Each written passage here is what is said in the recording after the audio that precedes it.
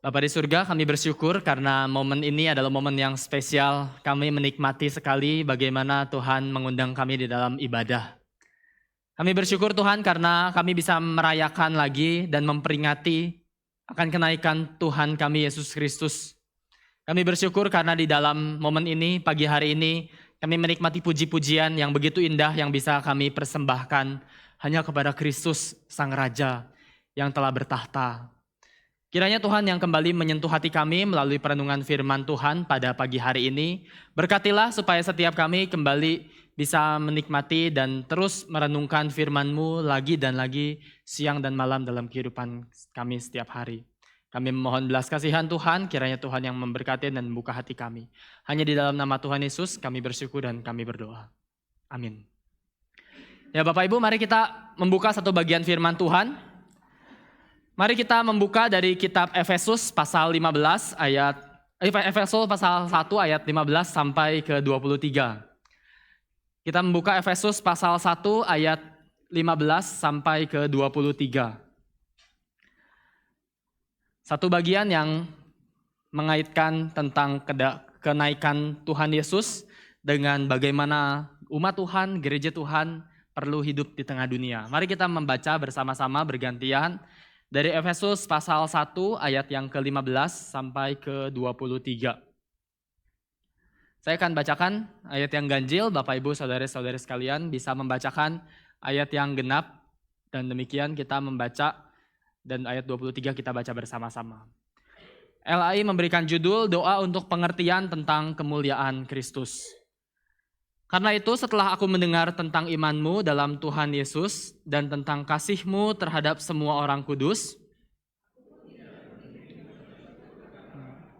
dan aku selalu mengingat kamu dalam doaku, dan meminta kepada Allah Tuhan kita Yesus Kristus, yaitu Bapa yang mulia itu, supaya Ia memberikan kepadamu roh hikmat dan wahyu untuk mengenal Dia dengan benar, dan supaya Ia menjadikan matamu agar kamu mengerti pengharapan apakah yang terkandung dalam panggilannya, betapa kayanya kemuliaan bagian yang ditentukannya bagi orang-orang kudus, dan betapa hebat kuasanya bagi kita yang percaya sesuai dengan kekuatan kuasanya yang dikerjakannya di dalam Kristus dengan membangkitkan Dia dari antara orang mati dan mendudukan Dia di sebelah kanannya di sorga.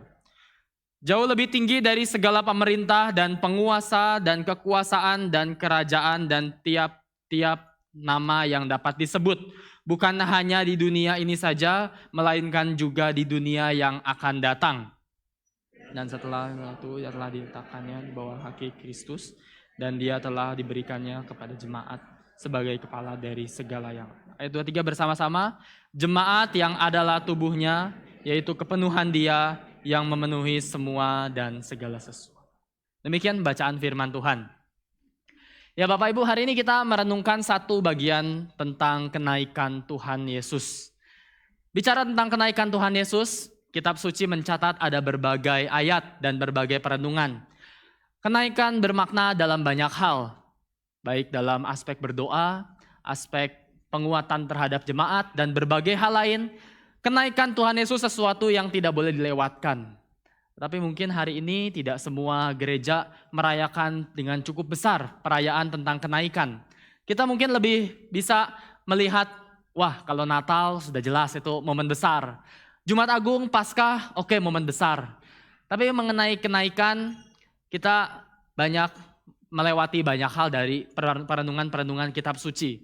Tapi hari ini kita mau melihat satu bagian yang akan kita renungkan mengenai tahta kekal di surga yang saat ini Tuhan kita Yesus Kristus sudah memerintah, dan dari tahta itu datang kuasa untuk gereja Tuhan bisa mengubah zaman. Sebelumnya kita melihat dulu dunia seperti apa sih yang sebetulnya sekarang kita lagi hidupi. Kita melihat ini adalah dunia yang penuh dengan adu kuasa. Dunia yang penuh dengan adu kuasa. Ketika kita berkata kuasa Kristus memberikan kekuatan bagi gereja untuk hidup di tengah dunia, tapi ternyata gereja akan berhadapan dengan kuasa-kuasa lain di dalam dunia. Kita ambil contoh dari hal yang paling sederhana misalnya. Berbicara tentang adu kuasa, bukankah kalau hari ini misalnya ada orang nongkrong di satu tempat. Pembicaraannya begitu satu sudah mulai mengutarakan, wah saya punya mobil, misalnya bapak-bapak kalau kebanggaannya mobil gitu. Bicara mobil nanti saling menjawab satu sama lain dengan mobil dan mobil terus. Atau misalnya ada komunitas lain yang hobinya motor misalnya. Semua nanti akan saling diskusi dan terus memberikan adu satu sama lain. Apa yang bisa dibanggakan. Tapi tentu saja bukan sebatas itu. Kita perlu lihat aspek yang kenapa dunia ini penuh dengan adu kuasa. Berapa tahun lalu saya pernah lihat satu video di Instagram ya. Ada sebuah meme atau cerita-cerita lucu gitu. Ada 3 orang anak sedang ngobrol-ngobrol di pekarangan rumahnya di perkampungan. Anak pertama bilang, tiba-tiba, scene itu langsung tiba-tiba menunjukkan anak pertama bilang, abangku polisi, diem kan lo? Gitu ya. Abangku polisi, diem kan lo? Anak kedua langsung bilang, aku panggilin Tuhan, takut gak lo? Gitu ya. Yang kedua langsung, polisi di counternya sama Tuhan. Yang ketiga langsung lagi dari diem, dia masih diem. Anak yang pertama tadi waktu dijawab polisi dilawan sama Tuhan, langsung dibilang, takutlah. Anak ketiga jawab, bapakku PLN, mau apa kau? Gitu ya. Orang lebih takut PLN daripada Tuhan gitu di cerita meme itu ya. Kita melihat anak-anak pun punya kebanggaan-kebanggaan kalau bisa lebih dilihat hebat dibanding orang lain. Dibanding anak-anak lain khususnya. Ini adalah dunia yang dimanapun kita akan melihat sebagai dunia yang penuh dengan adu kuasa, dan adu kuasa. Dan hari ini kita mau melihat juga, kita langsung loncat ke dalam konteks dari ayat yang kita baca. Ternyata ayat yang kita baca pun adalah ayat yang ditulis di dalam dunia yang penuh dengan persaingan kekuasaan. Bapak Ibu jemaat di Efesus hidup di tengah dunia yang penuh dengan ketakutan. Kota mereka dipenuhi dengan praktik-praktik sihir, kultus terhadap dewa Artemis pada waktu itu. Mereka punya kepercayaan astrologi yang sangat maju dan banyak kuasa-kuasa rohani di zaman itu yang membuat banyak orang merasa hidup ini dikendalikan oleh kekuatan-kekuatan gelap. Dan kemudian mereka melihat nasib mereka ada di tengah-tengah kuasa itu. Karena itulah kemudian nanti Paulus di dalam surat Efesus bagian akhir, Efesus pasal 6, Paulus akan berkata, kenakanlah seluruh perlengkapan senjata Allah supaya kamu bisa bertahan melawan tipu muslihat iblis. Efesus 6 ayat 12, karena perjuangan kita bukanlah melawan darah dan daging, tetapi melawan pemerintah-pemerintah, melawan penguasa-penguasa, melawan penghulu-penghulu dunia yang gelap ini, dan melawan roh-roh jahat di udara. Tapi ketika Paulus menulis bagian ini, kita kembali lagi ke ayat yang tadi kita baca. Ternyata Paulus waktu mendoakan jemaat di Efesus, dia bukan mendoakan supaya jemaat aman dari kuasa-kuasa jahat ini. Menarik ya. Jemaat lagi dalam bahaya. Perasaan mereka terancam karena konteks kotanya sangat kental dengan kuasa-kuasa jahat, kuasa-kuasa kegelapan. Tapi Paulus bukan bilang, tenanglah, kuatkanlah dirimu dan lain sebagainya. Tapi Paulus di dalam doanya di bagian awal ini, Efesus 1 yang tadi kita baca, Efesus 1 ayat yang ke-17. Aku minta kepada Allah, Tuhan kita Yesus Kristus, Bapa yang mulia itu, supaya Ia memberikan kepadamu roh hikmat dan wahyu untuk mengenal Dia dengan benar. Dan perhatikan ayat 18. Dan supaya Ia menjadikan mata hatimu terang. Paulus berdoa supaya jemaatnya punya mata hati yang diterangi. Kenapa? Karena Paulus tahu permasalahan manusia seringkali adalah manusia buta hatinya untuk melihat realitas yang rohani. Dari sini kita melihat, kita akan merenungkan beberapa hal ya. Paulus ingin supaya jemaat Efesus melihat dunia ini memang kelihatannya kacau. Tetapi Paulus berkata Tuhan tetap memegang sejarah. Karena itu Paulus berkata kepada jemaatnya, kenalah pengharapan dan panggilan daripada Tuhan. Orang Kristen harusnya jadi orang-orang yang tahu kemana sejarah dunia ini akan bergerak. Bapak Ibu, ada satu cerita dari Martin Lloyd Jones. Dia berkata, dia menceritakan seorang tokoh teolog atau ayah dari seorang mungkin kita kenal, kita tahu namanya Matthew Henry. Itu seorang penafsir Alkitab. Ayahnya bernama Philip Henry. Nah, Martin Lloyd Jones ini cerita tentang Philip Henry dengan berkata seperti ini. Dia orang yang sering dipandang rendah. Philip Henry bukan orang terkenal, tapi dia mau menikah dengan seorang perempuan yang katakanlah berasal dari keluarga berada. Keluarga calon istrinya berkata, mulai mengevaluasi gitu ya biasa ya, bibit bebet bobotnya ceritanya.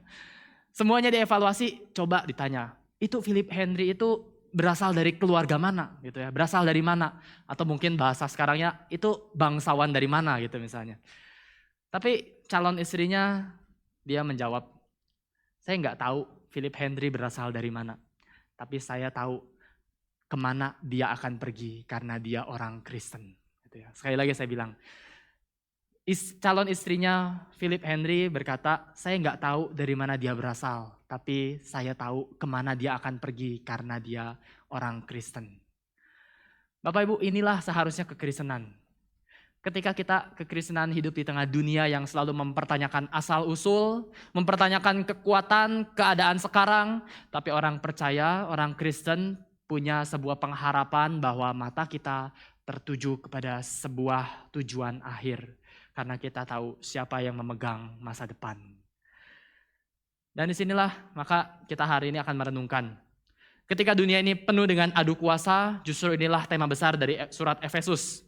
Paulus ingin supaya jemaat berhenti takut pada kuasa sihir, kuasa kebudayaan, kuasa politik, kuasa kegelapan. Karena ada kuasa Tuhan yang tidak terlihat yang lebih besar dari semuanya. Dan kuasa inilah yang Paulus di bagian ini nyatakan ayat yang ke-19 ya.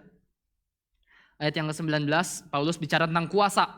Dan betapa hebat kuasanya bagi kita yang percaya sesuai dengan kekuatan kuasanya. Dan kuasa ini dinyatakan di dalam 3 hal. Bapak Ibu bisa perhatikan ayat 20. Yang dikerjakannya di dalam Kristus dengan yang pertama, membangkitkan dia dari antara orang mati. Yang kedua, mendudukan dia di sebelah kanannya di sorga. Dan nanti yang terakhir, ayat 22, dan segala sesuatu telah diletakkan di bawah kaki Kristus dan dia telah diberikannya kepada jemaat sebagai kepala dari segala yang ada. Maka hari ini kita akan melihat 3 hal. Ketika Tuhan Yesus naik ke surga, ada 3 manfaat dari kenaikan dia ke surga. Kita akan melihat yang pertama tentang realita kebangkitan, yang kedua dari realita Kristus yang memerintah ketika dia naik ke surga, dan yang ketiga kita melihat apa yang kita perlu lakukan sebagai gereja Tuhan. Kita masuk dalam perenungan yang pertama ya. Yang pertama kita perlu melihat apa manfaat dari kenaikan Tuhan Yesus ke surga. Pertama kita melihat dunia dari kacamata kebangkitan. Kita melihat dunia dari kacamata kebangkitan. Nah Bapak Ibu, Paulus berkata ya, ayat 20, yang dikerjakannya di dalam Kristus dengan membangkitkan dia dari antara orang mati dan mendudukan dia di sebelah kanannya di sorga. Waktu Paulus mau menunjukkan sebesar apa sih kuasa Tuhan. Ya, kita memulai dari cerita ini. Sebesar apa sih kuasa Tuhan? Kalau bicara tentang kuasa Tuhan, kita mungkin bisa membayangkan berbagai cerita di dalam Alkitab kita. Kalau Bapak Ibu ditanya, cerita apa yang paling Bapak Ibu hafal atau familiar ketika bicara tentang Tuhan itu berkuasa. Mungkin Bapak Ibu bisa sebut, oh ya berkuasa misalnya Tuhan menciptakan dunia. Oke betul, fine, itu kuasa Tuhan. Atau bisa juga bilang, oh ya Tuhan berkuasa waktu dia bisa datangkan 10 tulah dan juga bisa membelah laut Teberau. Betul, itu kuasa. Kita bisa membayangkan berbagai skenario, atau mungkin kita coba berikan sedikit ilustrasi gitu ya. Misalnya ketika bicara tentang apa yang paling bisa dibanggakan. Tadi kan kita bicara apa yang bisa paling ciri khas dari kuasa Tuhan. Kita coba lihat dulu dari realita dunia kita misalnya. Kalau kita bilang ciri khas dari contoh katakanlah bicara tentang Isaac Newton. Apa yang paling ciri khas dari Newton? Kita langsung bisa membayangkan, oke, Newton paling terkenal dengan teori misalnya gaya gravitasi misalnya itu ya, penemuan dari Newton misalnya. Cerita langsung kita ingat, oh iya dulu dia duduk di pohon apel dan dari situlah, dari kegabutannya, kita mungkin bilang gitu, kegabutannya akhirnya ketemulah teori gravitasi. Oke, itu khas Newton, betul. Kalau bicara Einstein misalnya, kita langsung bisa bayangkan, oke, Einstein itu khas misalnya teori relativitas misalnya gitu ya. Contoh aja, relativitas, manfaatnya apa hari ini? Mungkin kita bisa bilang, oh GPS kita sekarang itu hasil dari penemuan Einstein sebetulnya, yang bisa menemukan teori-teori yang memperhitungkan benda-benda luar angkasa gitu misalnya, contoh. Atau kita mungkin bisa tanya ciri khasnya atau apa yang paling bisa dibanggakan dari Mark Zuckerberg misalnya.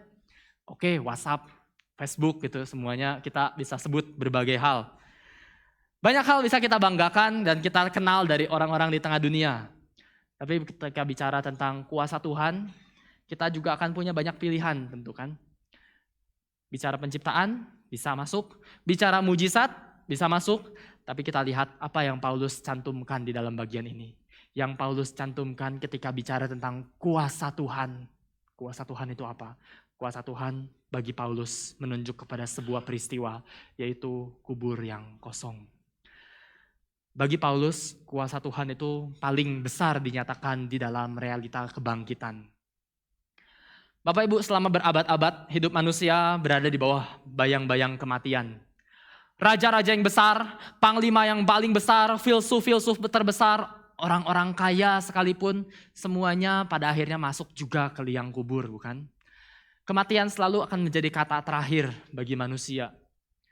Tapi justru kita melihat ketika Yesus datang dan berkata bahwa setelah dia mati, dia akan bangkit kembali. Inilah yang Paulus katakan sebagai kuasa Allah. Maka kebangkitan itu bukan cuma bicara tentang, ya Yesus hidup dan selesai. Bukan. Tapi waktu Yesus bangkit, berarti pemerintahan Kristus sudah dimulai. Kristus bangkit bukan hanya untuk hidup kembali, tetapi dia datang untuk memerintah. Dan kuasa kebangkitan itulah yang sekarang juga bekerja dalam kehidupan kita sebagai umat percaya. Kuasa kebangkitan bekerja dalam diri setiap kita, dalam diri gereja Tuhan. Martin Lloyd Jones juga mengutip dalam bagian ini, musuh terbesar manusia itu adalah dunia, kedagingan, dan iblis gitu ya, kata Lloyd Jones. Musuh terbesar manusia itu dunia, kedagingan, iblis. Kita tahu semua ini nyata dan dosa terus menarik manusia jatuh lagi. Dunia terus membentuk kita semakin jauh lagi daripada Tuhan. Ada ketakutan, ada kecanduan, ada kepahitan, ada hawa nafsu, ada kesombongan, ada keputusasaan yang seringkali lebih kuat daripada diri kita. Tapi Paulus berkata, kuasa kebangkitan itu sekarang sudah bekerja di dalam diri kita. Kuasa kebangkitan itu sekarang sudah ada dalam diri kita. Maka keliru kalau gereja cuma bicara tentang orang Kristen itu yang penting moral baik gitu ya. Itu keliru sekali. Bukan berarti gak boleh punya moral baik, bukan. Tetapi itu sangat dangkal sekali. Karena kuasa kebangkitan jauh lebih daripada sekedar moralitas. Kekristenan bukan sekedar usaha untuk jadi orang baik. Kekristenan adalah sebuah hidup baru yang dilahirkan dari kuasa kebangkitan Kristus. Seperti 2 Korintus 5 ayat 17 mengatakan, yang lama berlalu dan yang baru sesungguhnya sudah datang. Kuasa kebangkitan itu mengubah hidup kita dari dalam. Inilah Bapak Ibu yang membuat perayaan kenaikan Tuhan Yesus itu jadi penting ya. Karena Kristus yang naik ke surga itu bukanlah pribadi yang lemah atau kalah, bukan. Tuhan Yesus yang naik ke surga adalah Tuhan Yesus yang sudah bangkit. Dan di situ sekarang dia naik ke surga, dia menempati tahta itu melalui kematian dan kebangkitannya, menunjukkan bahwa kuasa maut sudah dikalahkan. Inilah Tuhan yang kita sembah. Maka perenungan kita yang pertama ini, ketika Tuhan Yesus naik ke surga, kita diajak untuk melihat dunia dari sudut pandang kebangkitan Kristus. Nah mungkin sampai sini kita bertanya, oke, lalu apa aplikasinya gitu ya? Kita menantikan, terus kita bedanya apa ketika kita tahu Yesus bangkit dan naik ke surga? Bapak Ibu, hari ini dunia terus berubah. Zaman berubah. Nilai-nilai dunia berubah. Kekuasaan di dunia berganti-ganti. Tapi semuanya tetap ada di dalam bayang-bayang kematian. Mau sehebat apapun teknologi sekarang berkembang, Dalam berapa puluh tahun terakhir ini, teknologi, ilmu medis berkembang, AI semakin berkembang dalam 1-2 tahun terakhir ini, dan berbagai hal lain di dunia ini semakin maju kesannya. Tapi adakah yang bisa mengalahkan bayang-bayang kematian? Semua kerajaan dunia akhirnya runtuh, semua manusia akhirnya mati. Jembatan yang bernama atau kota bernama San Francisco itu juga sebuah kota yang pernah dibangun untuk menghargai Santo Fransiskus dari Assisi, bukan? Itu sampai kalau kita hari ini bicara tentang San Francisco, adakah yang langsung ingat Santo Fransiskus dari Assisi? Mungkin tidak gitu ya. Kita lebih tahu San Francisco dengan kota apa? Wah, udah kota dengan berbagai entertainment dan berbagai hal lain. Manusia berusaha diabadikan lewat berbagai hal. Firaun Mesir diabadikan dengan dibuat jadi mumi supaya dia berusaha mengatasi kematian. Atau mungkin orang-orang berusaha mau jadi abadi dengan namanya dicantumkan di dalam berbagai hal di dalam dunia ini supaya terus dikenang. Alexander the Great, tokoh yang besar, pernah berusaha supaya namanya diabadikan dengan membuat sebuah kota bernama Alexandria. Tapi sampai hari ini, adakah yang bisa sungguh-sungguh mengatasi masalah kematian? Tapi justru hari ini kita melihat hanya ada satu raja yang pernah mati lalu kembali bangkit dan tidak pernah mati lagi. Itulah pengharapan gereja. Pengharapan gereja tidak pernah diletakkan di dalam keadaan dunia makin buruk atau makin baik. Pengharapan gereja cuma boleh ditempatkan pada Kristus yang sudah bangkit. Kematian saja dikalahkan, maka tidak ada kuasa apapun di dalam dunia ini yang bisa menggagalkan pemerintahannya. Nah, Bapak Ibu, hari ini kita melihat paralelnya ya. Dunia kita dengan dunia Efesus itu apa paralelnya? Kita hidup di dalam berbagai kuasa-kuasa di tengah dunia. Sama seperti Efesus, bentuk kuno dari kuasa itu mungkin di Efesus, sihir, penyembahan Artemis, astrologi, ramalan nasib, dan berbagai hal lain. Semuanya membuat manusia intinya satu, hidup untuk tunduk pada kuasa-kuasa tersebut. Itu bentuk kuno zaman dulu. Hidup tunduk pada kuasa-kuasa tersebut. Tetapi bentuk modernnya apa Bapak Ibu? Bentuk modernnya hari ini bukankah sama saja? Teknologi, konsumerisme, budaya digital, semua ilmu marketing dipakai sedemikian rupa supaya makin banyak orang yang hidup di tengah dunia ini semakin menjadi konsumen untuk konsum segala hal. Konsum makanan yang semakin enak, konsum pakaian, fashion, dan berbagai hal lain. Konsum segala jenis entertainment dan semua hal lain. Bukan berarti itu nggak boleh dan itu semua jahat gitu. Tetapi kita harus bisa menangkap ada sebuah spirit di dalamnya bahwa seringkali dunia ini pun tidak berbeda dengan dunia Efesus. Bentuk akar masalahnya sama. Dunia mencoba membangun hidup tanpa harus tunduk kepada Kristus. Zaman berubah, kerajaan dunia tapi tetap akan bersifat sementara. Budaya terus berubah dan manusia akan terus mencari pusat hidupnya lagi dan lagi. Dunia terus mencari raja baru dalam bentuk uang, kekuasaan, kebebasan, popularitas, dan teknologi. Tapi semua itu akan mengecewakan. Hanya melalui Kristus yang bangkit, yang naik ke surga, dia menunjukkan cuma satu pemerintahan yang tidak pernah berubah dan tidak pernah terguncangkan. Hanya Kristus yang mati dan bangkit dan bertahta sebagai raja untuk selama-lamanya. Aplikasinya hari ini bagi setiap kita. Ketika kita tahu bahwa ini adalah zaman yang penuh dengan ketakutan, kecemasan, perebutan uang, perebutan kuasa di mana-mana, di korporat, di berbagai hal, perebutan dominasi antar orang-orang di dalam pekerjaan, berusaha mengejar hierarki yang semakin lama semakin tinggi.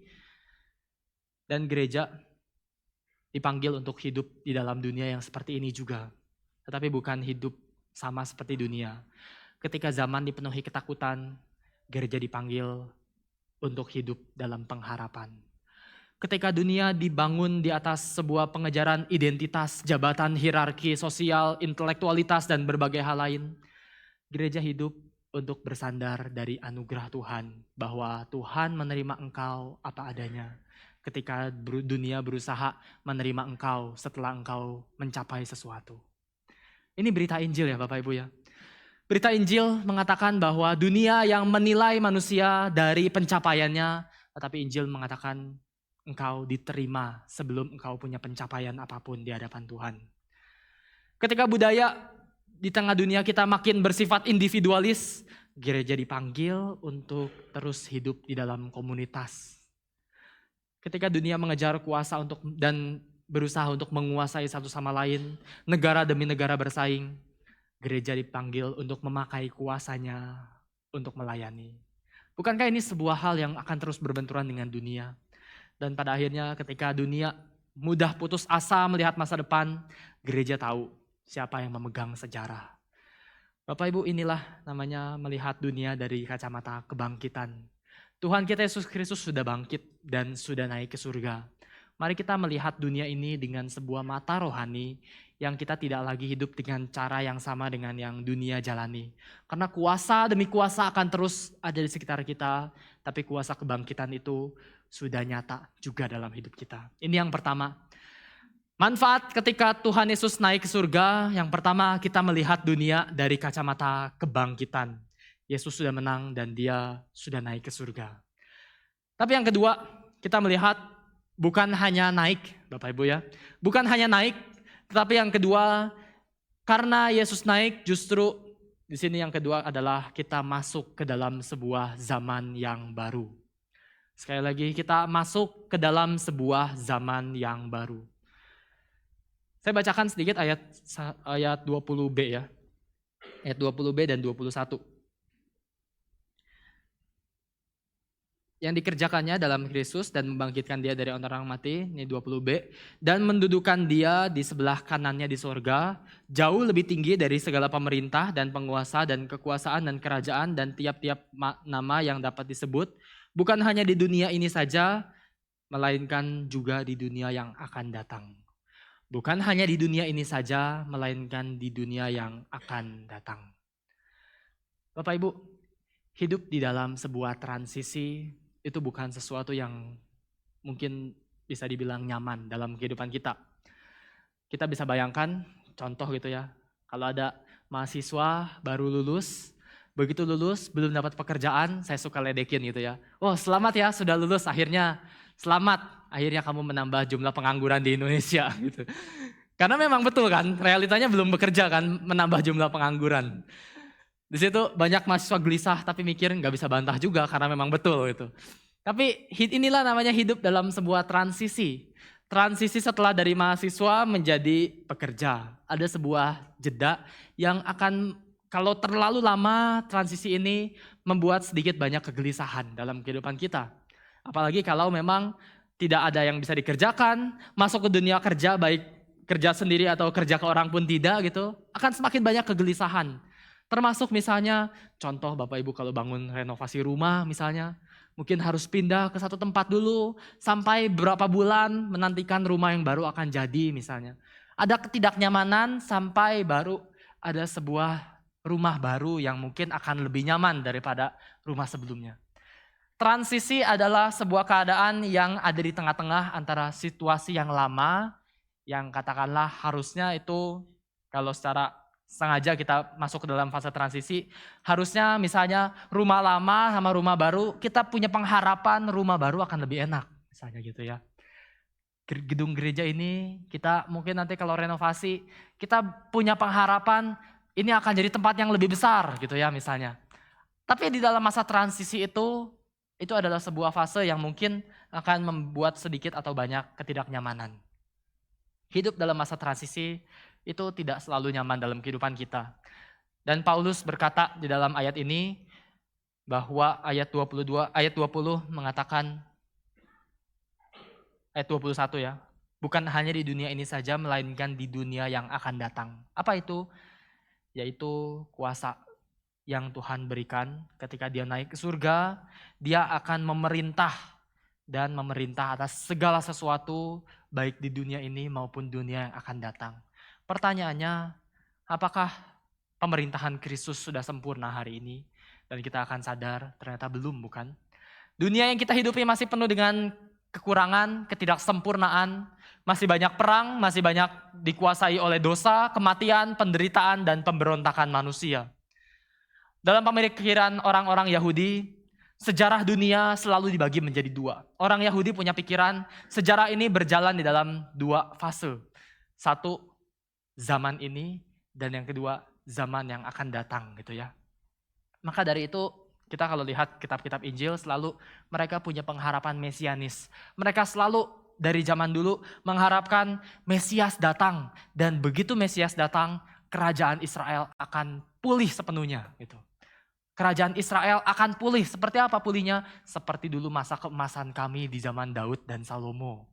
Mereka bayangkan Mesias yang akan datang, yang dijanjikan Tuhan adalah Mesias yang akan membuat zaman ini berubah menjadi zaman yang akan datang itu.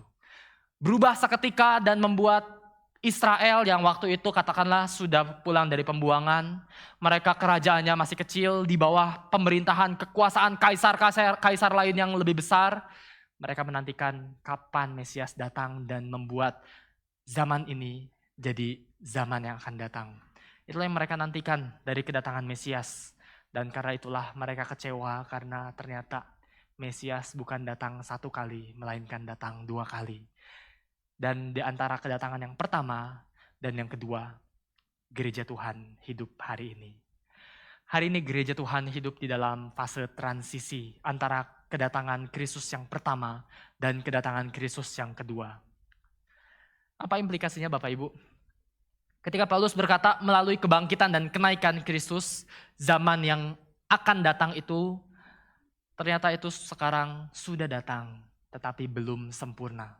Zaman yang akan datang itu sudah menerobos dari masa depan datang ke masa sekarang. Dan sekarang kita ada di dalam dua titik.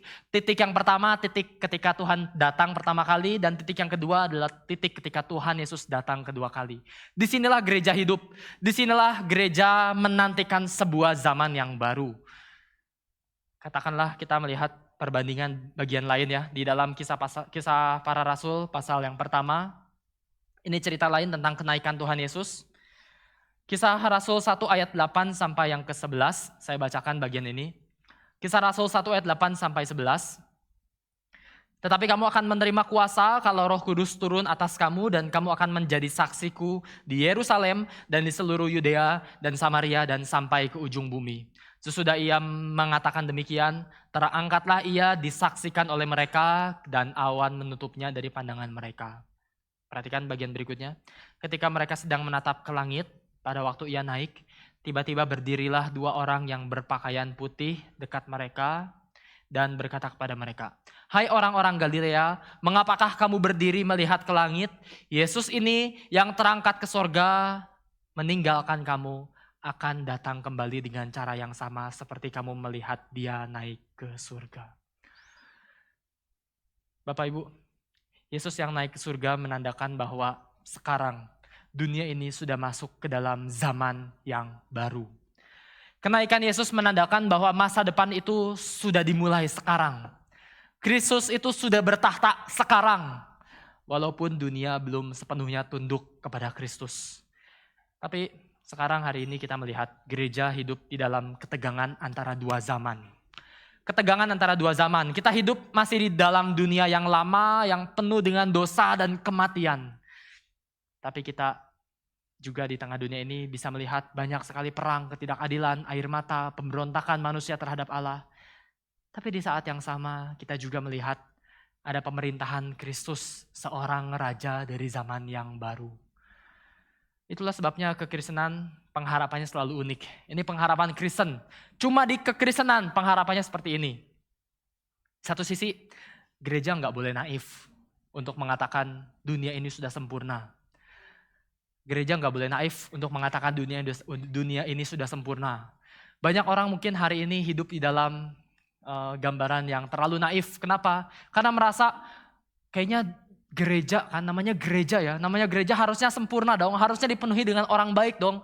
Lalu datanglah seorang ke gereja melihat kok udah datang ke gereja nggak disapa misalnya gitu. Akhirnya pulang kepahitan dan tidak pernah mau datang lagi ke gereja misalnya gitu. Setelah dibesuk misalnya akhirnya baru ketahuan. Oh ternyata dia kepahitan. Kenapa? Karena sekali datang ke gereja nggak disapa misalnya gitu. Ini gambaran yang menunjukkan mungkin dalam bayangan dia, gereja itu tempat yang sudah sempurna, yang penuh dengan semua hal yang baik. Dan di situ gereja itu dianggap tempat yang paling ideal dan tidak ada cacat celah. Bapak Ibu, ini adalah gambaran yang naif. Kenapa? Karena Kristus belum datang kembali. Karena Kristus belum datang kembali, tapi dia sudah naik ke surga. Gereja pengharapannya tidak boleh naif. Tapi di sisi lain, satu sisi yang lainnya adalah gereja juga tidak boleh jadi gereja yang putus asa. Mungkin ada yang juga ekstrim, datang ke gereja, tidak disapa dan langsung menyimpulkan, oh ya wajar lah memang. Gereja, namanya gereja, memang penuh dengan orang-orang yang tidak baik. Akhirnya bilang, udah gereja mau nyapa mau enggak, tidak peduli. Yang penting gereja ya udah gereja aja gitu. Namanya gereja sampai kapanpun gak pernah akan jadi orang baik gitu. Ini juga gambaran yang keliru ya. Karena Kristus yang naik ke surga adalah Kristus yang berjanji akan datang lagi. Dan inilah yang seharusnya menjadi pengharapan gereja. Gereja tidak boleh naif, gereja tidak boleh putus asa. Karena kita tahu akhir sejarah sudah ditentukan oleh Kristus yang sedang bertahta sekarang. Maka kenaikan Kristus berarti masa depan dunia sudah punya rajanya. Dan Paulus tegaskan bahwa Kristus jauh lebih tinggi dari semua pemerintah dan kuasa. Ini bukan hanya tentang kuasa politik dunia, tapi juga semua kekuasaan rohani yang melawan Tuhan. Jemaat di Efesus hidup di dalam ketakutan terhadap banyak kuasa, tetapi justru Paulus mau mengatakan di bawah pemerintahan Kristus, walaupun banyak penaklukan terhadap kuasa-kuasa dunia belum dilakukan sekarang, tetapi akhirnya sudah jelas bahwa Kristus akan menang. Saya berikan sedikit contoh, ilustrasi yang mungkin bisa membantu kita membayangkan ketegangan ini. Kalau Bapak Ibu misalnya makan mau beli pecel misalnya, kita pakai contoh pecel aja gitu yang gampang, yang ada sekitar kita. Setelah ini Bapak Ibu juga bisa cari. Kita contoh pecel. Datang ke rumah makan yang jual pecel, kemudian mulai melihat-lihat dalam pecel ada apa aja sih. Oh iya pasti kan ada tauge misalnya contoh, ada kol, ada sayur, ada peye misalnya gitu, ada telur, misalnya Bapak Ibu juga mau ada paru, mau ada yang lain-lain. Tapi mungkin Bapak Ibu begitu datang, oke, melihat-lihat, akhirnya katakanlah Bapak Ibu request ngide gitu, mau self-service. Akhirnya Bapak Ibu ambil togenya sendiri, dan kemudian langsung bawa ke meja makan. Langsung bilang, oke, saya mau makan pecel, tapi yang diambil cuma toge. Itu pecel bukan? Bukan, itu sayur toge aja, simply gitu kan ya. Tapi kalau Bapak Ibu minta ibunya yang ladangin, mungkin Bapak Ibu harus menunggu. Oke, dicampurin satu, sampai akhirnya semuanya lengkap. Dan disitulah baru menjadi sebuah pecel. Nah, saya menggunakan ilustrasi ini, dulu saya pakai karena saya di Bandung, saya pakainya nasi tumpeng gitu ya. Tapi sekarang kita anggap pecel aja. Ini gambaran yang mau menunjukkan bahwa untuk mendapatkan sesuatu yang utuh, perlu ada sebuah penantian. Tapi dalam penantian itu sudah ada beberapa hal yang mungkin kita bisa cicipi dari awal. Kita bicara toge, oke kita bisa makan toge dan kita tahu rasa toge. Waktu kita makan pecel, kita akan tetap merasakan rasa toge. Waktu kita makan pecel, kita masih akan merasakan rasa peyek, meskipun yang kita makan pecel gitu kan ya, sebetulnya namanya.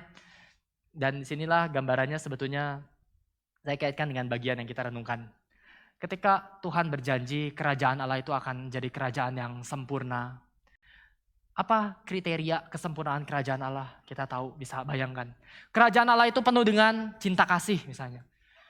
Tapi sekarang apakah dunia ini sudah sempurna dengan cinta kasih? Tentu belum. Tapi kita sudah mulai mencicipi sedikit namanya cinta kasih di tengah dunia.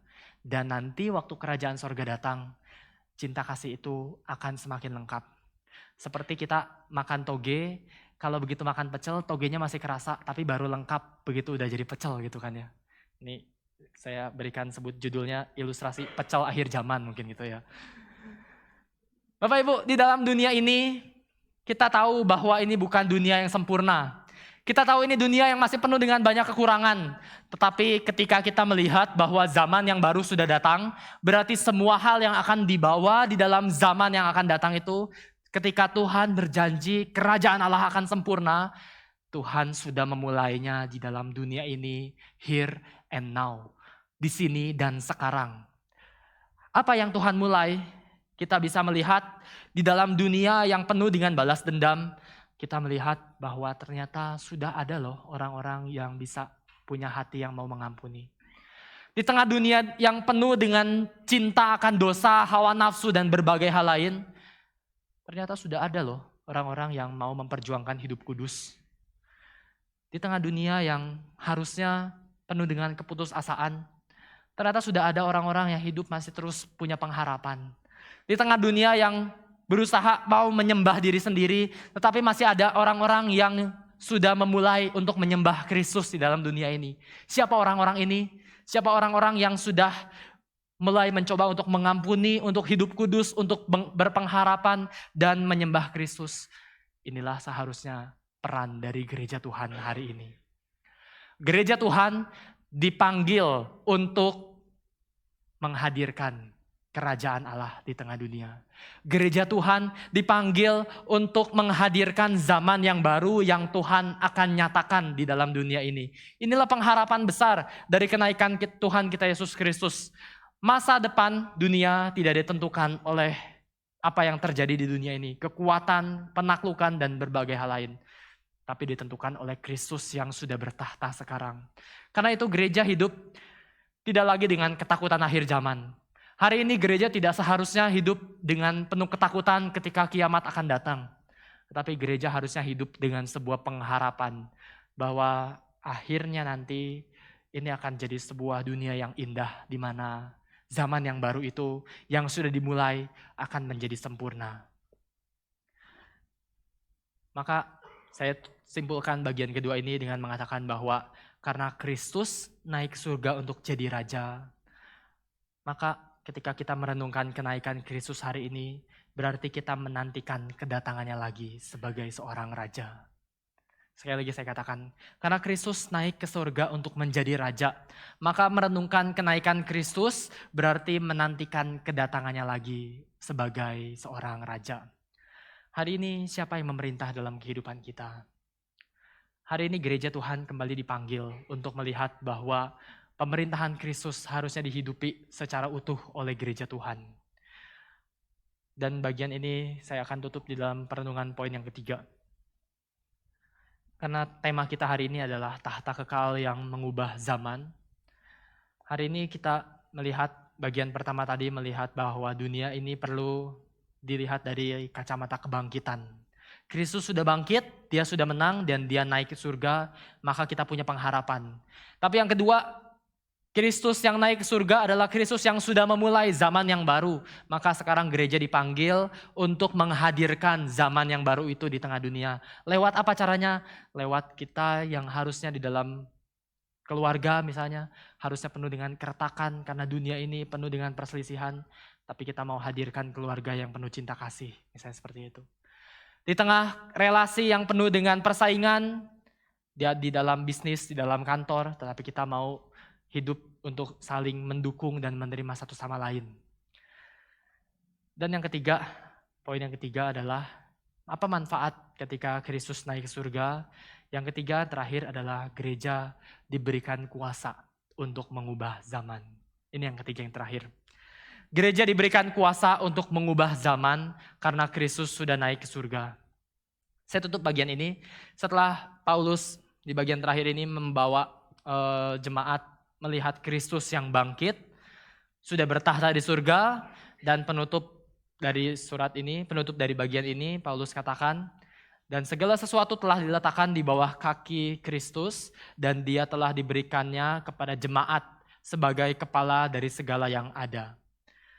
Jemaat yang adalah tubuhnya, yaitu kepenuhan dia yang memenuhi semua dan segala sesuatu.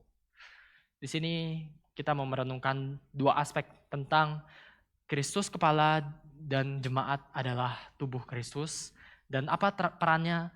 Kristus mau menyatakan kepenuhan dari Tuhan di dalam dunia. Oke, kita lihat bagian ini mau bicara tentang apa. Bapak Ibu, Kristus ada di surga dan gereja di bumi. Kristus kepala dan gereja adalah tubuh Kristus. Ini sesuatu yang kita udah sering dengar. Artinya Tuhan Yesus memerintah atas seluruh alam semesta dan sekarang Tuhan Yesus memilih bekerja melalui gerejanya. Sebuah ilustrasi dari Pak Tong ya. Pak Tong pernah bilang, bertanya kepada umat Tuhan, apa sebetulnya pusat dari alam semesta? Coba kita berpikir hari ini, apa sebetulnya pusat dari alam semesta? Kemudian ilustrasinya seperti ini. Dari seluruh alam semesta yang Tuhan ciptakan, Tuhan memakai bumi jadi satu-satunya pusat kehidupan. Yang menjadi pusat kehidupan. Dari seluruh alam semesta, Tuhan pilih bumi. Tapi kita masuk lebih dalam, dari bumi yang Tuhan ciptakan dan seluruh isinya, dari seluruh planet bumi ini, ternyata yang menjadi pusat, Tuhan pilih manusia menjadi pusat ciptaan. Kita masuk lagi lebih dalam, dari seluruh umat manusia, ternyata di situ kita sadar bahwa Tuhan pilih gerejanya untuk menjadi saksi Tuhan di dalam dunia. Disinilah gereja ditempatkan. Gereja menjadi pusat saksi Tuhan di antara manusia. Manusia jadi pusat dari seluruh ciptaan dan dari seluruh bumi dan bumi menjadi pusat dari ciptaan. Apakah suatu kebetulan kalau hari ini Tuhan memakai setiap kita gereja Tuhan untuk menjadi saksi di tengah-tengah dunia ini dan berdampak bagi dunia? Tentu itu semua karena pemilihan daripada Tuhan. Maka inilah yang Paulus juga katakan. Jika Kristus adalah kepala, tubuh yang dipakai Kristus untuk memerintah di dunia ini adalah gerejanya. Kristus di surga, dia kepalanya, dan di dunia ini siapa yang Tuhan pakai? Itu adalah kita semua sebagai gereja Tuhan. Karena itu gereja tidak boleh cuma menjadi sekadar organisasi keagamaan saja. Tapi gereja harus menjadi sarana yang Tuhan pakai untuk menghadirkan pemerintahan Tuhan di tengah dunia. Inilah sebabnya gereja mula-mula bisa mengubah dunia. Walaupun gereja mula-mula 2000 tahun yang lalu adalah gereja yang kecil, lemah, tidak punya kekuatan politik. Mereka hidup di dalam sebuah keyakinan bahwa Kristus yang bertahta sedang bekerja melalui gereja. Ada seorang sejarawan besar Romawi bernama Edward Gibbon. Dia menulis dalam salah satu buku dengan mengatakan keheranan dia. Bagaimana mungkin kekristenan awal mula-mula itu 2000 tahun yang lalu bisa menyebar. Karena ini adalah agama yang ditekan terus-menerus dari berbagai pihak. Pemerintah Romawi menekan kekristenan, Yudaisme menekan kekristenan pada waktu itu.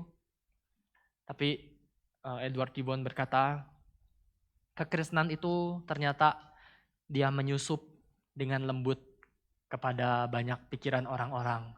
Kekristenan bertumbuh lewat kesunyian, mendirikan sebuah realitas salib di tengah-tengah dunia, di tengah-tengah kota. Di tengah-tengah kota yang menganggap salib itu hina, kekristenan terus teguh mengatakan Kristus tersalib dan dia memberikan nyawanya bagi dunia. Akhirnya kekaisaran Romawi yang punya tentara, senjata dan kuasa politik tidak bisa bertahan dengan gereja mula-mula yang hanya bermodalkan salib Kristus. Dan akhirnya sampai hari ini kekristenan bisa terus berkembang. Gimana cara kekristenan berkembang? Cara kekristenan berkembang dari dulu adalah mereka menunjukkan mereka merawat orang-orang yang sakit karena wabah. Kekristenan yang dulu berkembang karena mau menerima budak, orang-orang miskin sebagai saudara. Kekristenan berkembang dengan cara mempertahankan hidup kudus di tengah kebudayaan yang rusak. Ini cara kekristenan berkembang dari zaman ke zaman. Kekristenan berkembang dengan cara mengampuni musuh ketika banyak orang hidup dalam balas dendam. Tapi orang-orang Kristen mengampuni bahkan mati sebagai martir dengan pengharapan. Bapak Ibu, inilah cara kekristenan berkembang dari zaman ke zaman. Dan termasuk ini juga panggilan dari gereja Tuhan hari ini. Gereja dipanggil untuk mengubah zaman. Caranya gimana? Dengan meninggikan salib Kristus. Salib yang seperti apa? Salib yang memperhatikan orang-orang paling tertindas. Salib yang menjangkau ke titik paling rendah yang ada di tengah dunia ini. Ke titik di mana seluruh masyarakat menolak manusia lemah, menolak manusia cacat, menolak manusia tidak berdaya. tapi di dalam salib semua diterima oleh Tuhan. Inilah kuasa yang dimiliki oleh gereja. Gereja diberikan kuasa, tapi kuasa Kristus adalah kuasa yang dia peroleh dengan cara dia mati di kayu salib dan dia menang melalui pengorbanannya. Gereja adalah tubuh Kristus dan kepenuhan dia yang memenuhi semua dan segala sesuatu. Bapak Ibu, dengan demikian Kristus yang kepala atas segala sesuatu itu mau menyatakan ketika dia sudah menang, sekarang dia naik ke surga dan dia mau mengatakan bahwa seluruh hal yang ada di dunia ini sekarang adalah milik Kristus. Pekerjaan adalah milik Kristus. Kebudayaan adalah milik Kristus. Pendidikan adalah milik Kristus. Kesenian milik Kristus. Keluarga adalah milik Kristus. Seluruh sejarah di dunia ini adalah milik Kristus. Karena apa? Karena Kristus dikatakan di ayat yang tadi kita baca di ayat yang ke-23. Jemaat adalah tubuhnya, yaitu kepenuhan dia yang memenuhi semua dan segala sesuatu.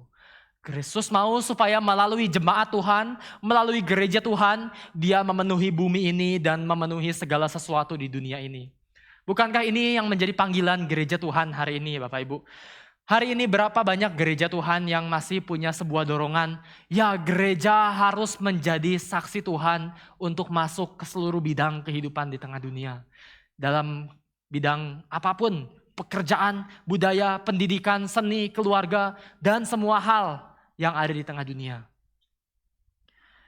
Tuhan Yesus memperluas kerajaannya dengan cara apa?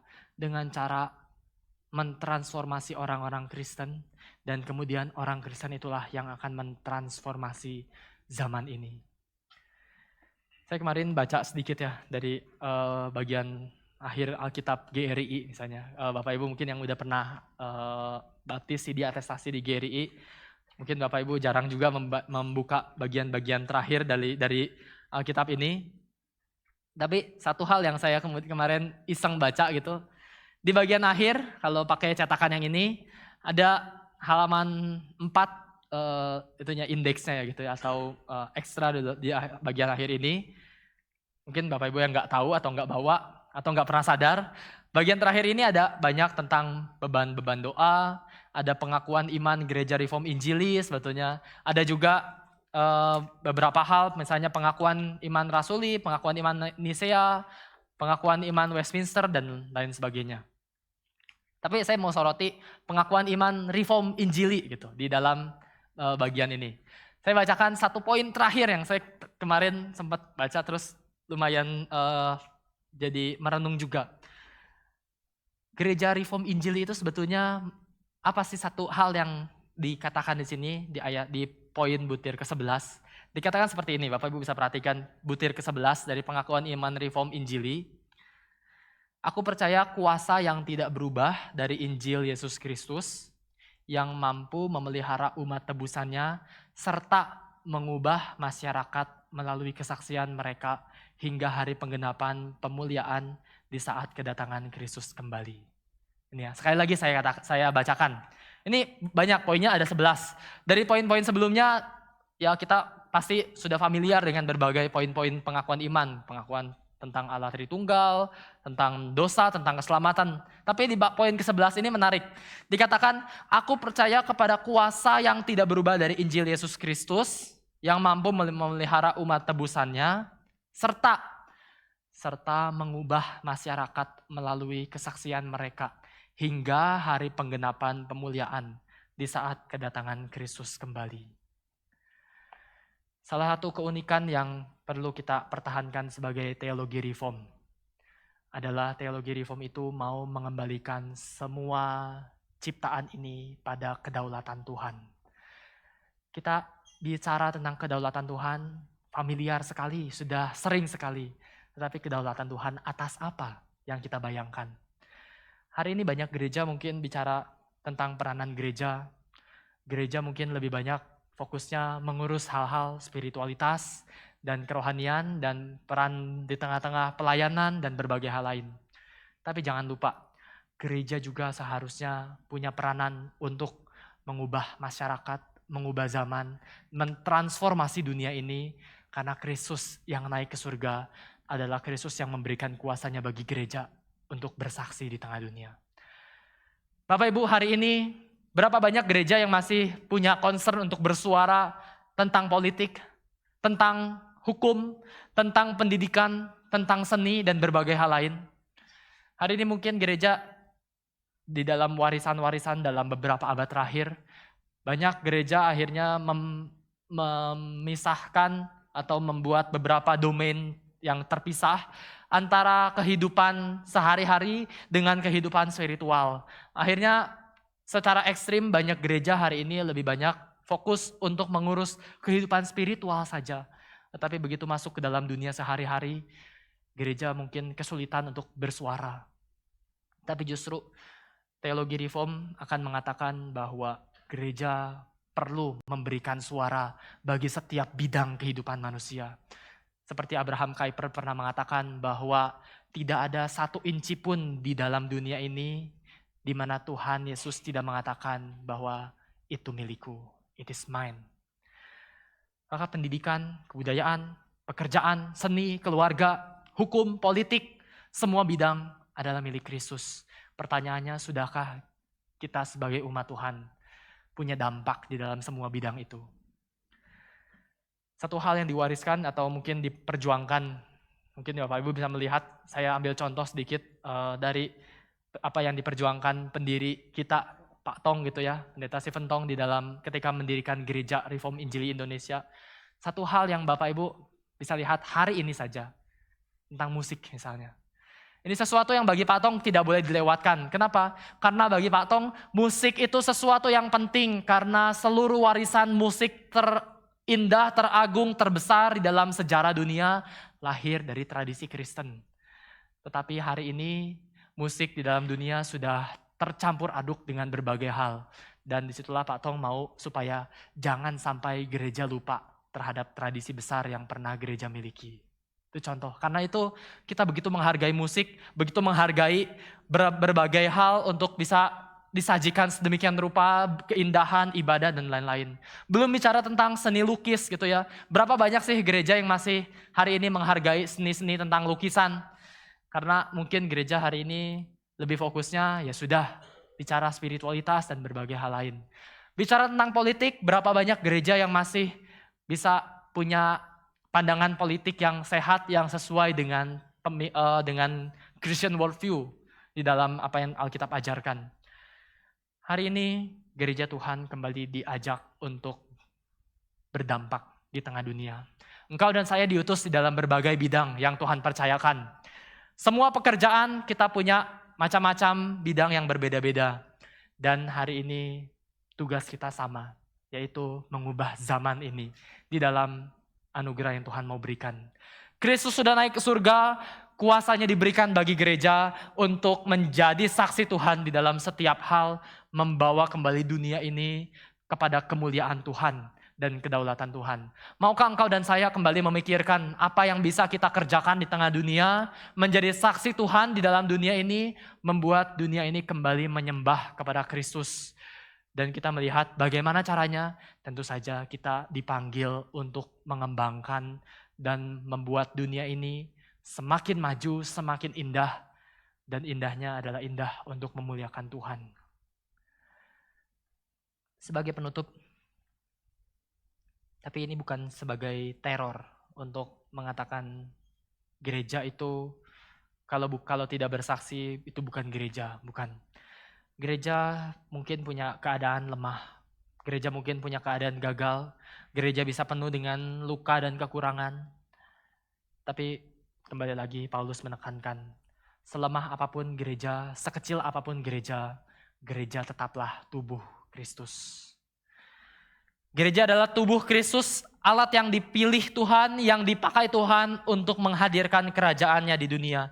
Jadi saudara-saudara hari ini, sekecil apapun kita merasa diri kita tidak berdampak, seberapapun mungkin kita melihat dunia ini terlalu besar dan kita terlalu tidak signifikan, jangan lupa bahwa kita tetap bagian dari tubuh Kristus yang hidup di bawah tahta yang kekal, yang tidak pernah terguncangkan.